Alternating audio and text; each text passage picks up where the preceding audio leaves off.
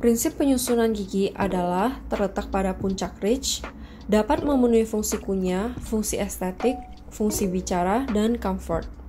Penyusunan gigi anterior didasarkan pada insisifus 1 sesuai bentuk muka, inklinasi gigi, jenis kelamin dan keinginan penderita, menunjang kestabilan GTL.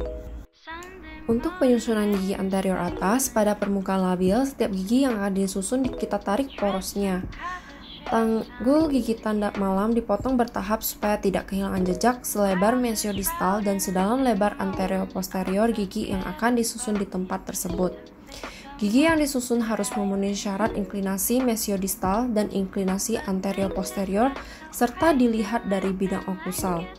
Tepi insisal gigi anterior atas berada di atas linggir rahang dan sesuai lengkung linggir rahang. Untuk memudahkan penyusunan gigi, gambaran lengkung puncak linggir rahang kita pindahkan ke meja artikulator dan insisal edge gigi anterior atas menyentuh lengkung gigi ini pada meja artikulator saat penyusunan gigi. Gigi C atau kaninas atas, tanggul gigitan malam dipotong secukup gigi C atas, lalu gigi C yang telah digambar porosnya diletakkan di tempat ini. Dengan memperhatikan inklinasi mesiodistal sebanding long aksisnya hampir sama dengan gigi 11 atas atau paling condong garis luar distal tegak lurus bidang oklusi atau meja artikulator dan inklinasi anterior-posterior sebanding bagian servikal tampak lebih menonjol dan ujung cups lebih ke palatal dan menyentuh bidang orientasi dilihat dari bidang oklusal. Kemudian gigi 11, 12, dan C atas lainnya disusun seperti syarat-syarat di atas.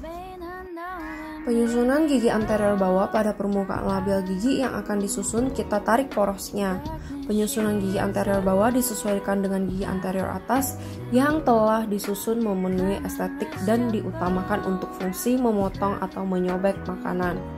Posisi gigi anterior atas dan bawah harus diberi jarak vertikal atau overbite dan jarak horizontal atau overjet secukupnya sesuai dengan tinggi tonjol atau cups gigi posterior.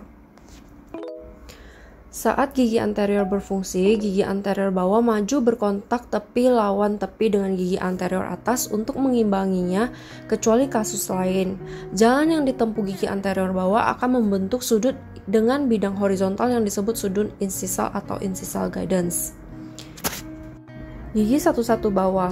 Tanggul gigitan malam bawah dipotong secukup gigi 11 bawah, lalu gigi 11 bawah yang telah digambar porosnya diletakkan di tempat ini dengan memperhatikan inklinasi mesiodistal long aksisnya membuat sudut 85 derajat dengan bidang oklusal dan tepi insisal 1-2 mm di atas bidang oklusal, inklinasi anterior-posterior. Gigi 12 bawah. Tanggul gigitan malam bawah dipotong secukup gigi 12 bawah, lalu gigi 12 bawah yang telah digambar porosnya diletakkan di tempat ini dengan memperhatikan inklinasi mesiodistal. Long aksisnya membuat sudut 80 derajat dengan bidang oklusal inklinasi anterior-posterior. Long aksisnya tegak lurus bidang oklusal, bagian tepi insisal dan bagian servikal sama jaraknya. Tepi insisal 1-2 mm di atas bidang oklusal serta dilihat dari bidang oklusal tepi insisal terletak di atas linggir rahang. Gigi C atau kaninas bawah. Tanggul gigitan malam bawah dipotong secukup gigi C atau kaninas bawah, lalu C bawah yang telah digambar porosnya diletakkan di tempatnya dengan memperhatikan inklinasi mesiodistal sebanding dengan long aksis miring atau paling condong garis luar distal tegak lurus bidang oklusal. Inklinasi anterior-posterior, gigi condong ke lingual atau bagian servikal menonjol serta dilihat dari bidang oklusal ujung cups terletak di atas linggir rahang. Bagian kontak distal berhimpit dengan garis linggir posterior. Saat setiap penyusunan gigi bawah, selalu kita periksa artikulasi ke anterior dan lateral dengan menggerakkan bagian atas artikulator ke arah posterior dan ke lateral, di mana dapat terlihat tepi-tepi insisal saling menyentuh.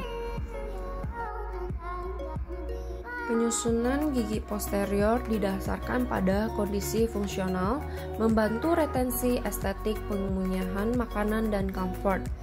Paduan terletak pada gigi atas, oleh karena itu penyusunan gigi atas lebih dahulu dibandingkan di bawah. Tempat kedudukan cups palatinal gigi posterior atas adalah garis yang melalui puncak retromolar pad ke depan sepanjang crest dari ridge bawah. Dan juga perlu diperhatikan sagittal compensation curve of Spee dan transversal compensation curve of Munson. Sebelum menyusun gigi posterior terlebih dahulu, kita membuat goresan garis linggir bagian oklusal galangan malam yang sejajar garis linggir pada dasar model. Penyusunan gigi posterior berdasar menyusun di atas rahang sehingga terbentuk lengkung gigi, membentuk lengkung atap kurva kompensasi, hubungan gigi-gigi di rahang yaitu inklinasi, overbite, dan overjet. Penyusunan gigi posterior atas harus disusun sedemikian rupa sehingga terbentuk lengkung atau kurva dari Spee dan kurva dari Wilson dan agar tetap berada dalam hubungan yang tepat dengan gigi lawan dan tidak saja saat oklusi sentrik tetapi juga saat pergerakan protusif dan pergerakan lateral dari rahang bawah selama fungsi pengunyahan.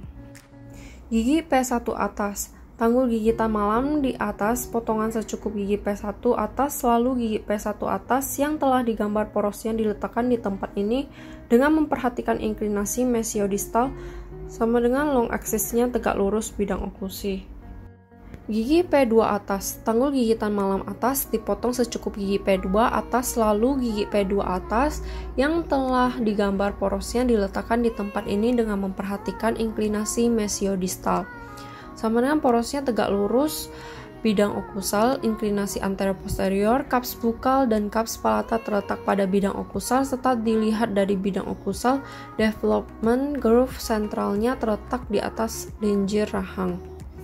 Gigi M1 atas, tanggul gigitan malam atas dipotong secukup gigi M1 atas, lalu gigi M1 atas yang telah digambar porosnya diletakkan di tempat ini dengan memperhatikan inklinasi mesiodistal, porosnya condong ke distal, inklinasi anterior posterior, cups-cupsnya terletak pada bidang oblik dari kurva anterior posterior yaitu cups mesiopalatar terletak pada bidang oklusi.